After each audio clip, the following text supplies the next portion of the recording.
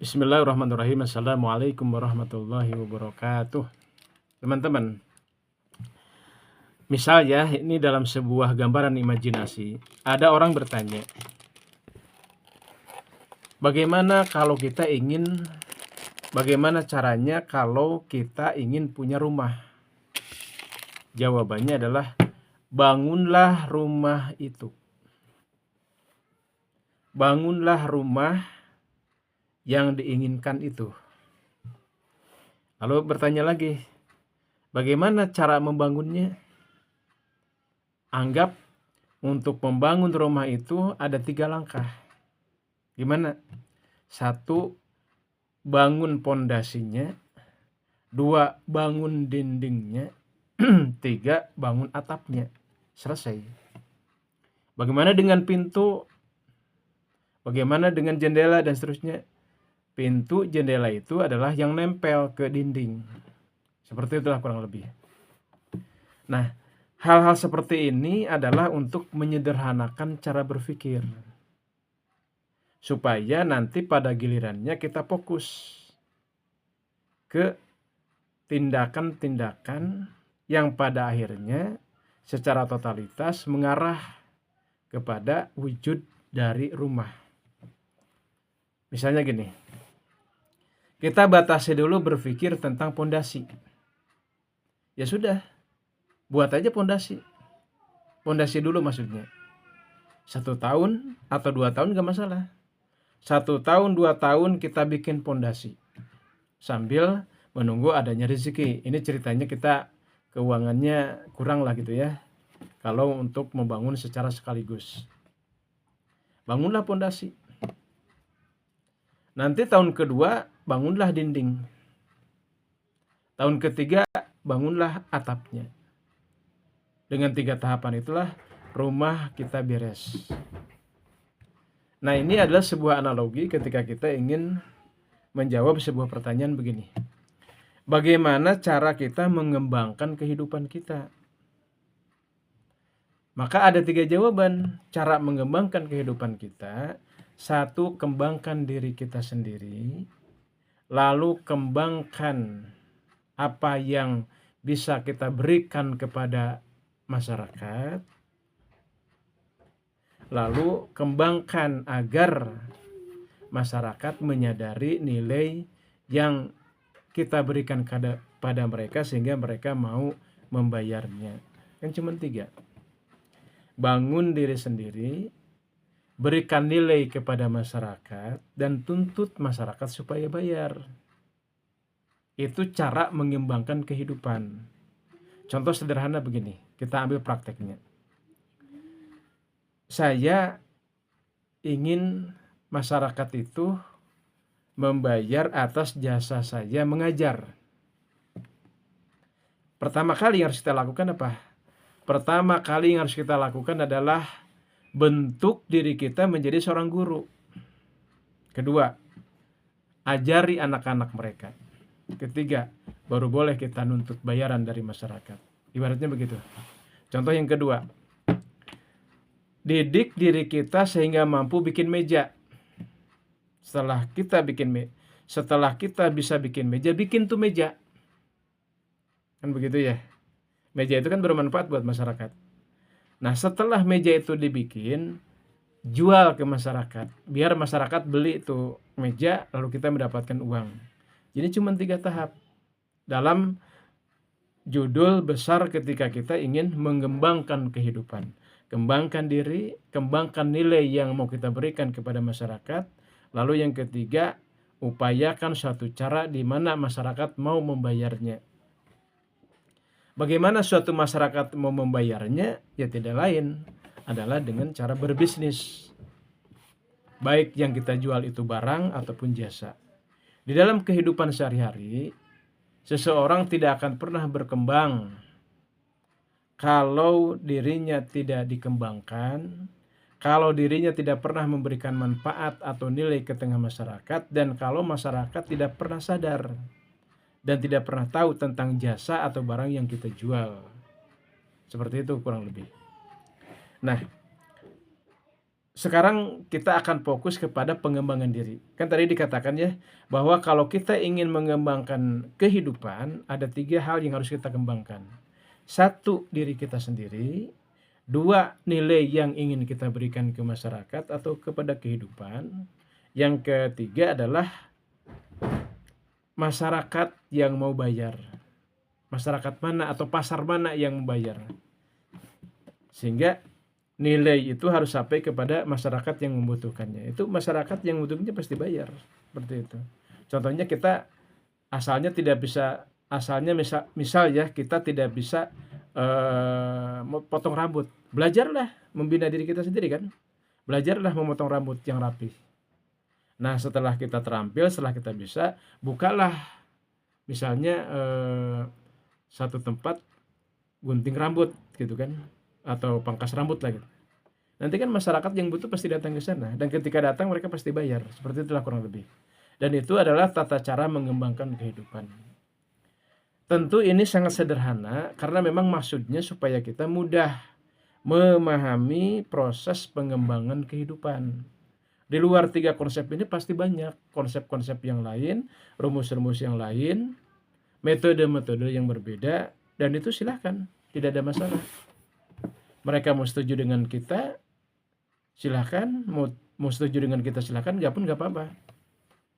Kita hanya menawarkan satu pemikiran bahwa kalau kita ingin mengubah kehidupan, cukup lakukan 3 hal.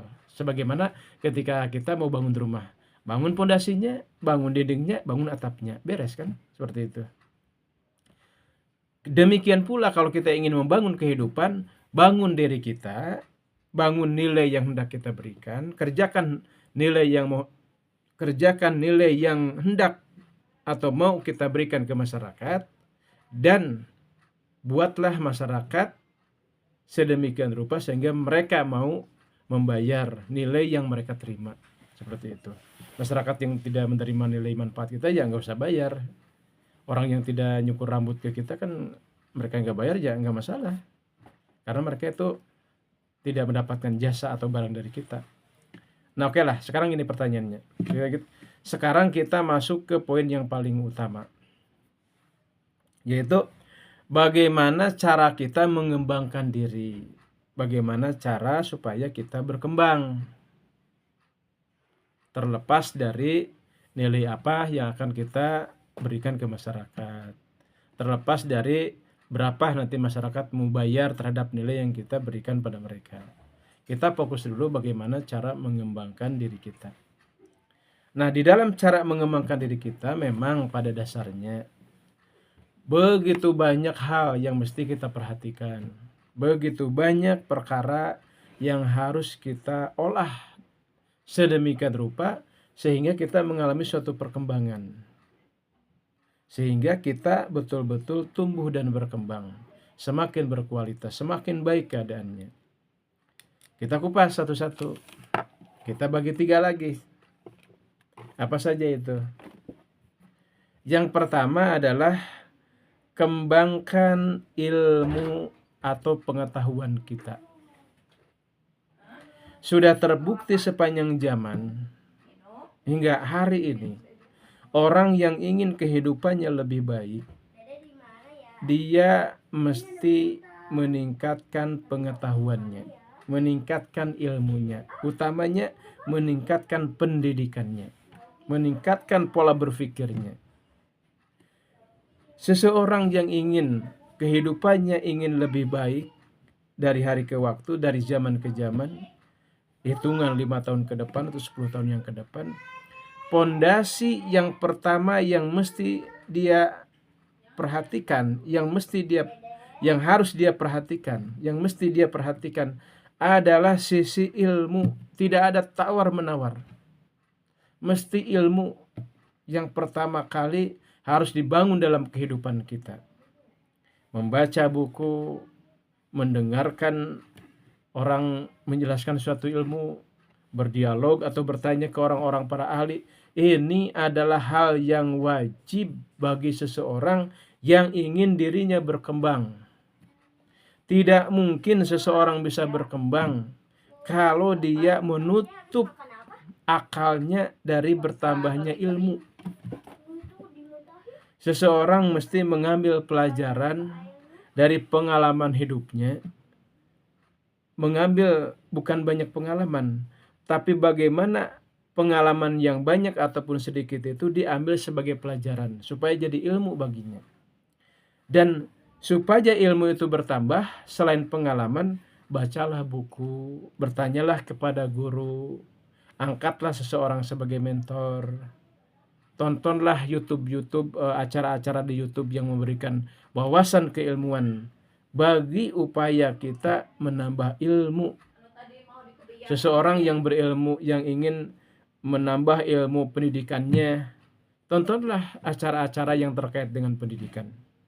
Seseorang yang ingin jago dalam memasak misalnya, belajarlah tentang memasak yang lebih tinggi lagi kualitasnya, yang lebih tinggi lagi kelasnya, seperti itu.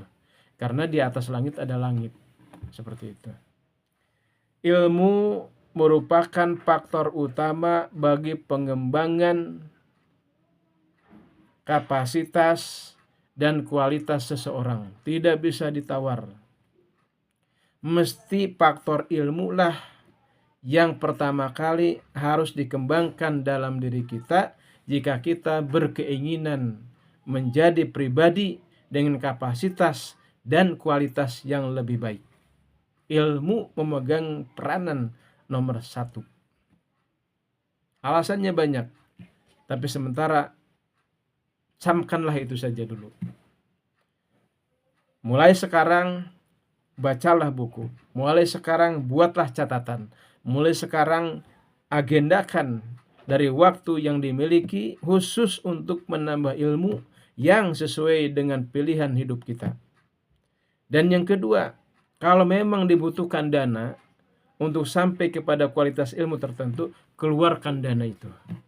Jangan pelit mengeluarkan dana untuk mengembangkan ilmu kita.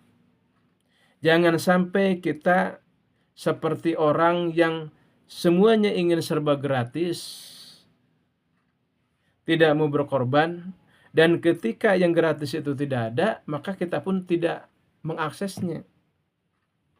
Kalau memang semua ilmu harus dibeli, belilah itu.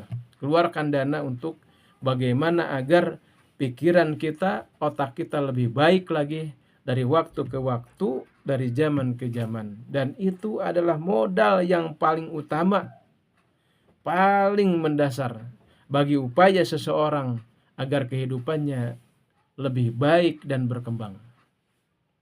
Itu yang pertama, teman-teman. Kemudian yang keduanya, teman-teman, yang harus menjadi fokus perhatian kita adalah menciptakan pergaulan. Pergaulan itu sangat penting bagi upaya seseorang mengembangkan dirinya. Pergaulan macam apa yang bisa mengembangkan seseorang? Pergaulan yang di dalamnya ada aktivitas belajar, aktivitas bertumbuh bersama, aktivitas mengembangkan kapasitas pemikiran, dan apapun yang merupakan potensi dalam diri kita. Mungkin ada suatu pergaulan di mana di dalamnya khusus mengembangkan cara kita berkomunikasi, masuki itu supaya kemampuan komunikasi kita itu semakin baik. Ada lagi pergaulan di mana di situ lebih memperhatikan etiket, bagaimana kita berpakaian yang rapi, berkata yang sopan santun, menatap yang penuh dengan empatik, dan lain sebagainya. Masuki pergaulan seperti itu agar sopan santun kita semakin baik, penampilan kita semakin pantas, dan dihargai di tengah masyarakat yang lebih luas. Kalau misalnya ada suatu pergaulan lagi yang mau meningkatkan kapasitas kita dalam berbisnis, masuki juga itu. Agar nanti ketika kita masuk ke pergaulan yang khusus berbicara dengan bisnis, maka kita mengambil manfaat dari pergaulan itu sehingga dapatlah kita wawasan, dapatlah kita jaringan, dapatlah kita rekan atau mungkin pelanggan yang berkaitan dengan dunia bisnis. Kalau misalnya ada suatu pergaulan yang lebih memfokuskan kepada hal-hal yang terkait agama, terkait hal-hal yang sifatnya spiritual, masuklah ke situ juga kita, agar kita pun mendapatkan pencerahan spiritual. Dan begitu banyak jenis-jenis pergaulan dengan berbagai tingkatan yang berbeda-beda, di mana kita di situ mengalami pertumbuhan dan perkembangan. Teman-teman, seseorang itu bisa berkembang dalam hampir pada semua aspek kehidupannya setelah ilmu atau berbarengan dengan ilmu. Itu adalah pergaulan. Kita di SD bergaul dengan teman-teman SD, bareng-bareng di situ kita naik kelas. Kemudian selesai SD, menerima ijazah tamat SD. Lalu masuk SMP, ada teman-teman pergaulan juga. Bareng-bareng di situ kita belajar ilmu-ilmu yang diajarkan di SMP. Kemudian masuk SMA, itu konteksnya sekolah. Demikian pula di dalam pergaulan ketika kita menjadi seorang karyawan. Bergaullah kita dengan karyawan-karyawan yang lainnya. Bareng-bareng di situ kita meningkat kemampuan kita. Dan lain sebagainya. Intinya pesannya adalah bahwa seseorang lebih memungkinkan berkembang ketika dia hadir di suatu pergaulan. Tentu pergaulan yang dimaksudkan untuk pertumbuhan dan perkembangan. Bukan pergaulan yang sifatnya rekreatif. Rekreatif juga nggak apa-apa, karena itu juga dibutuhkan. Tetapi tentu dalam konteks pergaulan yang memiliki maksud dan tujuan untuk mengembangkan diri kita, maka pergaulan itu adalah pergaulan yang didesain sedemikian rupa supaya kita ketika masuk ke dalamnya menjadi orang yang terus berkembang. Itu yang kedua. Lalu yang ketiganya, teman-teman, supaya kita menjadi seorang pribadi yang berkembang dalam kehidupan, maka jangan lupa, apapun pekerjaan kita, apapun aktivitas ekonomi kita batasi saja di bidang ekonomi, supaya tidak melebar ke hal-hal yang lainnya. Bukan berarti hal-hal yang lain itu tidak penting, semuanya penting dalam kehidupan kita. Di bidang politik, di bidang ibadah, di bidang hidup bertetangga, berkeluarga besar, kemudian hal-hal yang pokoknya seluas kehidupan ini, semuanya penting. Tapi dalam kesempatan ini coba kita fokus saja di ekonomi. Hal terkait ekonomi, yaitu di mana kita punya pekerjaan, kita punya penghasilan, apakah itu dengan cara berdagang, atau kita bantu orang menjadi konsultan, atau apapun itu. Maka poin yang mesti kita perhatikan di bidang pekerjaan kita, bukan hanya seperti umumnya kita kenal, mesti kerja keras, mesti giat bekerja, mesti rajin, mesti tekun, mesti konsisten. Ada satu hal lagi yang merupakan inti daripada pengembangan diri kita. Apa itu? Yaitu kreativitas dan inovasi. Lakukan kreativitas dan inovasi atas pekerjaan yang kita lakukan. Bagaimana supaya manajemennya lebih baik? Bagaimana supaya nilai kehandalan dari apa yang kita kerjakan lebih efektif lagi, lebih efisien lagi, lebih menghasilkan di waktu yang sama lebih banyak lagi. Itu mesti dipikirkan. Itu mesti dicarikan rumusan-rumusan ke arah itu. Itulah yang saya istilahkan dengan berkarya. Berkarya tidak hanya sekedar bekerja. Berkarya adalah bekerja plus upaya meningkatkan kualitas pekerjaan itu supaya lebih efektif, supaya lebih efisien, supaya bisa menghasilkan sesuatu yang lebih besar lagi, yang dipadu dengan kreativitas dan inovasi. Seseorang yang ingin agar dirinya lebih berkualitas lagi, maka berkaryalah dalam kehidupan. Artinya lebih berkreativitas lagi, lebih inovasi lagi, lebih berinovatif lagi dalam setiap bagian-bagian pekerjaan yang selama ini dikerjakan. Kalau memang seseorang ingin pindah bekerja, silahkan. Dan yang paling penting adalah bagaimana agar supaya pekerjaan yang baru itu bisa memberikan rasa kebahagiaan yang lebih tinggi dan bisa menyumbangkan sesuatu yang lebih bernilai bagi masyarakat, di mana masyarakat pada akhirnya mau membayar lebih mahal lagi. Nah, itulah teman-teman 3 potensi yang ada dalam diri kita yang mesti dikembangkan kalau kita ingin berkembang. Kita dalam arti utuh. Dengan memperhatikan 3 potensi itu saja kita bisa berkembang. Apalagi kalau setiap aspek potensi dalam diri kita diperhatikan. Taruhlah misalnya kita tambah dengan kesehatan. Kita perhatikan aspek-aspek kesehatan kita. Kalau kan tadi kan 3 ya. 1 ilmu, yang kedua pergaulan, yang ketiga adalah berkarya. Kita tambah misalnya dengan kesehatan. Kita fokuskan, perhatikan, kita kembangkan kesehatan tubuh kita. Sehingga umur kita bisa sampai 100 tahun misalnya. Tentu nilai-nilai yang ada pada ilmu, ada pada pergaulan, dan ada pada karya kita, itu akan tambah panjang usianya. Tambah banyak volumenya. Dan mungkin saja kualitasnya juga makin baik. Tambah lagi misalnya dari sisi pengembangan kekuatan spiritual dan emosional dan lain sebagainya yang merupakan bagian eksistensi kita sebagai manusia. Semakin banyak hal yang merupakan potensi dalam diri kita yang kita kembangkan masing-masingnya, maka otomatis keadaan, kapasitas, dan kualitas diri kita semakin baik dan semakin berkembang. Itulah teman-teman cara kita berkembang. Kembangkan ilmu kita, kembangkan pergaulan kita, dan kembangkan karya-karya kita. Bagaimana cara mengembangkan karya? Bagaimana cara mengembangkan ilmu? Bagaimana cara mengembangkan pergaulan?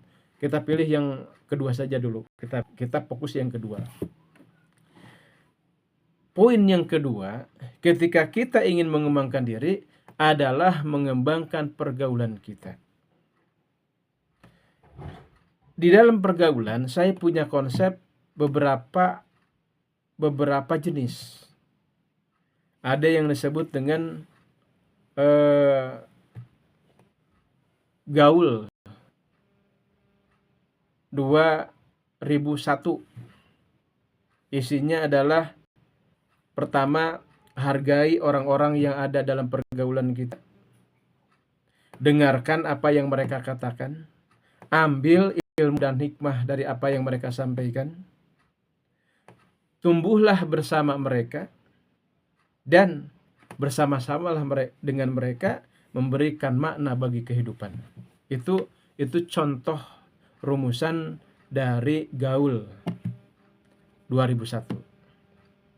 Ada satu lagi yang merupakan temuan terbaru yang saya sebut sebagai MLC, Multi Level Community. Multi banyak, level lapisan, community komunitas. Berbagai lapisan komunitas yang bertingkat-tingkat. Tingkatan-tingkatan komunitas yang beragam. Jadi dalam satu ragam pergaulan itu pasti bertingkat-tingkat. Dan macam-macam pergaulan juga banyak. Nah, setiap pergaulan dengan berbagai tingkatnya itu mesti menjadi olahan dan kreativitas kita dalam upaya kita mengembangkan diri. Mungkin di satu sisi ada pergaulan dengan sisi-sisi yang sifatnya spiritual. Katakanlah perkumpulan para ustadz. Di perkumpulan para ustadz itu ada tingkatan-tingkatannya. Ada ustadz kampung, ada ustadz kota, ada ustadz nasional misalnya, ada ustadz internasional. Semua itu jajaki semuanya. Sehingga sampailah kita bertemu, bergaul, bareng, berjuang dengan para ulama tingkat internasional. Itu contoh. Di bidang bisnis misalnya, ada pedagang tingkat kampung, ada pedagang tingkat kecamatan, ada pedagang tingkat kabupaten, ada pedagang tingkat provinsi, ada pedagang tingkat nasional, ada pedagang tingkat internasional. berbagai lapisan di bidang pergaulan bisnis itu, masuki semuanya. Sampai kemudian kita bisa ketemu dengan konglomerat internasional. Itu mesti jadi target. Kalau kita berpikir dan punya ambisi untuk menjadi seseorang yang memiliki kualitas yang lebih baik lagi. Kemudian ada juga misalnya komunitas orang-orang yang suka olahraga, misalnya lari. Maka kita menemukan ada komunitas para pelari tingkat kampung, ada komunitas pelari tingkat kecamatan misalnya. Ini misal ada lah gitu. Ada komunitas pelari tingkat nasional dan seterusnya, masukin semuanya. Kalau kita belum masuk ke tingkat kabupaten, ya tingkat kecamatan. Diolahlah terus seperti itu. Ada berapa macam pergaulan dalam kehidupan manusia yang bisa kita masuki?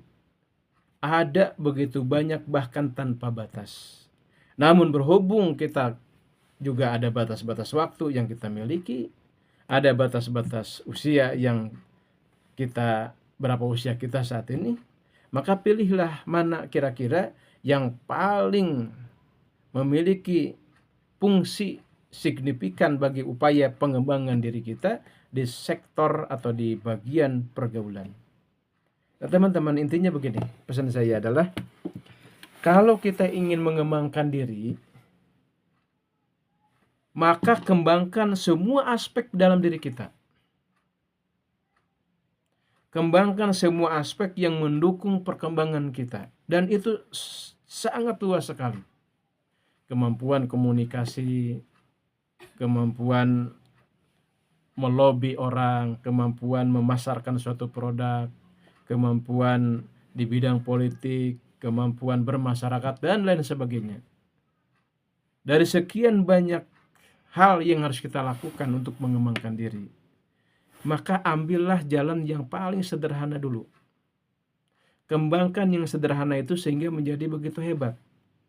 Dalam hal yang sederhana itu, sudah saya ungkapkan tadi, ambillah 3 poin dari potensi dan kapasitas atau aspek dalam kehadiran kita, eksistensi sebagai manusia. 3 hal saja, ilmu, pergaulan, dan karya. Nanti hal-hal lainnya akan ikut serta. Sebagaimana tadi contoh bahwa untuk membangun rumah, bangun pondasinya, bangun dindingnya, bangun atapnya. Dalam kenyataannya kan bukan 3 hal itu saja. Tetap kita harus membangun namanya pintu, membangun yang maksudnya melengkapinya dengan pintu, melengkapinya dengan jendela, kemudian dinding pun harus diatur sedemikian rupa sehingga ada mana bagian dapur, mana bagian kamar, mana bagian kamar mandi, ruang tamu, dan sebagainya. Itu aspek-aspek yang pasti ikut secara otomatis. Jadi walaupun kita membicarakan 3 hal, ilmu, pergaulan, dan karya atau berkarya, nanti dalam prakteknya apapun yang menyokong terhadap ilmu, terhadap pergaulan, dan terhadap karya yang ingin kita sumbangkan kepada masyarakat, itu secara otomatis akan menarik berbagai potensi dan aspek kita selain yang 3 tadi. Seperti itulah teman-teman. Teman-teman, mungkin itulah yang bisa saya sampaikan dalam kesempatan malam ini. Ini sekitar jam 8 ya. Tadi saya mulainya dari 7:30. Mudah-mudahan ini ada manfaatnya. Ingin mengingatkan kembali teman-teman bahwa di dalam upaya mengembangkan diri, kita mesti dan boleh, bukan mesti ya, tapi boleh kita memfokuskan dulu kepada 3 hal: ilmu, pergaulan, dan karya. Bagaimana kita mengembangkan ilmu, ada penjelasannya. Bagaimana cara kita mengembangkan pergaulan, barusan sudah sepintas dijelaskan. Bagaimana kita mengembangkan karya, itu juga ada penjelasannya. Dan banyak rumus-rumusnya. Bagaimana supaya kita mencapai cita-cita di dalam kehidupan. Tujuan utama dari pembahasan ini, harapan kita hidup dalam kekayaan, keberlimpahan, kemakmuran, hidup dalam kesolehan dan ketundukan kepada Allah, kemudian menjadi orang yang bijaksana dan diterima oleh orang-orang yang memiliki akal pikiran, kemudian kita hidup bahagia kita bahagia, masyarakat juga bahagia, membahagiakan mereka. Dan terakhir, hidup yang bermanfaat bahkan ketika kita sudah tidak ada. Assalamualaikum warahmatullahi wabarakatuh.